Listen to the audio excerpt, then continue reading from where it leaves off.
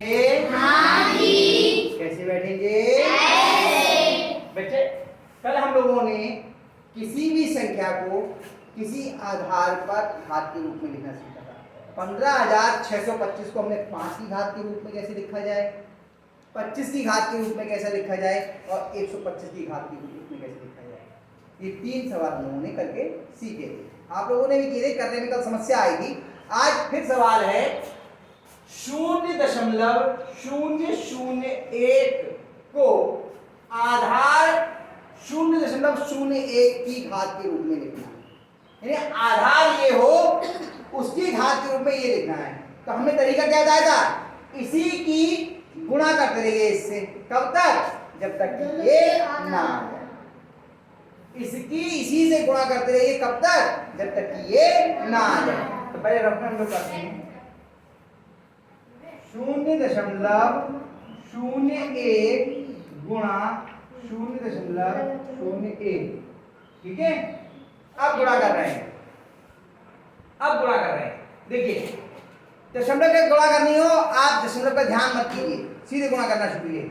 1 एकम 1, 1 की शून्य की गुणा करी 0, 1 की शून्य की गुणा करी 0।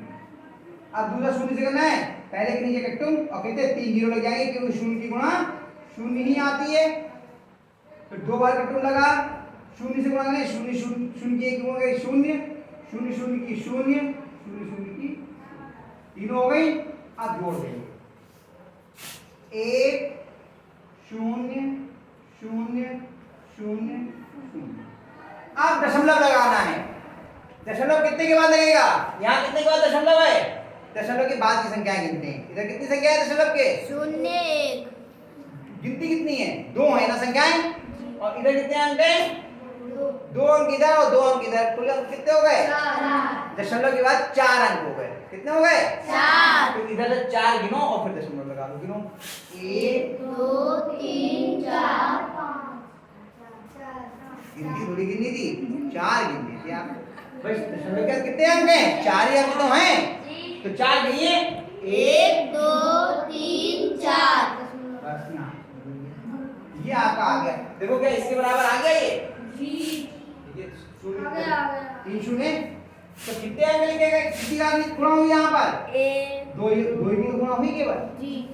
जिनकी गुणा करते हैं उन पे नंबर डालते हैं। कल बताया था मैंने आपको। ये नहीं कहीं पे भी नंबर लेते आप, पहला ये दूसरा ये। अब अगर और गुणा करते हैं तो तीसरा है ना। तो इसका मतलब क्या हुआ? इसको क्या लिखते हैं? 0.01 यहाँ बराबर लिखेगा गुणा 0.001 बराबर 0.01 गुणा 0.01। ये इसी के बराबर हो गया। बताइए कितनी लगेगी घात? 2 घात 2। आई बात समझ में? जी। चलिए एक और सवाल करते हैं, चौथा। ये कह रहे हैं कि 1000/1331 को आधार 10/11 के पर घातांकीय संकेतन में लिखिए। कितना है?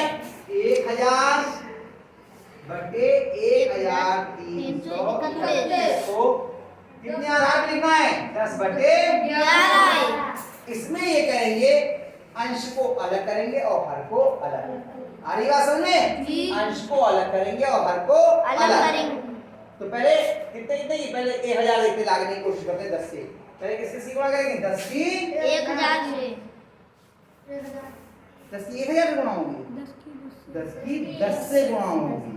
10 की 10 से गुणा आसान है इसलिए हम इससे कर रहे हैं। 10 की 10 एक 10 शून्य का शून्य 10 एकम 10। कितनी बार लिख दिया 10 अभी? 2। क्या आ गया 1000? नहीं आ गया? नहीं। फिर 10 से गुणा कर लो। अभी कौन सा 10 है? तीसरा। कितनी बार 10 हो गए? तीसरा 10 है ना। चलिए 10 शून्य का शून्य, 10 शून्य का शून्य, 10 एकम। क्या आ गए 1000? जी। आ गया। यानी कि अगर हम 1000/1331 लिख रहे हैं तो अंश में 1000 को हम क्या लिख सकते हैं? 10 गुणा 10 गुणा 10। ये तो लिख सकते हैं। जी अब नीचे कितने की घात के रूप में लिखना है? बेटा सीधे बैठो, सो क्यों रही हो? इसे कितने की घात के रूप में लिखना? आधार कितना होना चाहिए? 11 आधार कितना चाहिए? 11 तो 11 की हम गुणा करेंगे। पहले 11 की 11 से गुणा। 11 एकम 11 का 1 हासिल लगा 1 11 एकम 11 और 1 क्या आ गया? नहीं यानी कि कितनी बार लिखे गए 11 भी? 2 2। अब फिर 11 से गुणा करो। 11 एकम 11 का 1 हासिल लगा 1 11 दूनी 22 22 और 1 23 23 का 2 3 23 का 3 हासिल लगा 2 11 एकम 11 11 और 2 13 और ये कौन सा था? क्या आ गया 1331? तो कितनी बार 11 लिखे गए? 3 कितनी बार गुणा करी 11 की? 3 11 गुणा 11 गुणा 11 इसका मतलब क्या हो गया? 10 पे घात 3 3 बटे 11 पे घात 3 अब दोनों घातें समान है दोनों की, तो समान भिन्न पे घात लगा सकते हैं। ऐसे क्या लिख सकते हैं?